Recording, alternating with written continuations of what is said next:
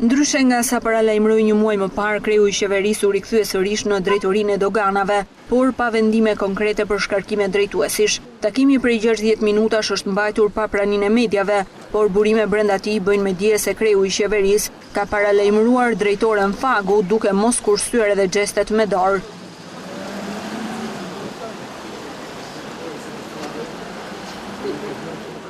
Brenda takimit mësohet se kryeministri Rama i ka drejtuar apel të drejt për drejt drejtuesve duke i thënë mos flini mbi Tafina. Rama ka paralajmëruar se nëse nuk ka rritje të performancës dhe përmirësim të shërbimit që i ofrohet biznesit, çdo drejtues do të përballet me ndëshkime deri në largim nga puna. Por çfarë ka ndryshuar në performancën e doganave që nga koha kur kreu i qeverisë bëri një vizitë të papritur në dogana dhe paralajmëroi shkarkimin e të gjithë drejtuesve, çka u shoqërua me largim nga puna të 18 drejtuesve në rrethe.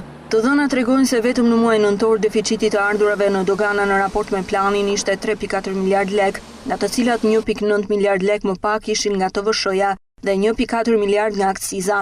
Ministria e Financave dhe vetë drejtoria e doganave argumentuan se kjo performancë e dobët është e lidhur me rënien e çmimeve të mineraleve dhe naftës në tregjet ndërkombëtare, si dhe nga importi më i ulët i cigareve dhe i energjisë elektrike. Gjatë vitit që lan pas, administrata doganore ka pasur mos realizimin më të madh të ardhurave në buxhet. Në 11 muaj dogana ka argëtuar 9.5 miliard lek më pak se plani. Në takimin që ka zgjatur vetëm 60 minuta, kryeministri Rama është shoqëruar edhe nga ministri i Financave Shkëlqim Cani dhe ai i zhvillimit ekonomik Erben Ahmetaj, të cilët nuk e kanë marrë fjalën në takim.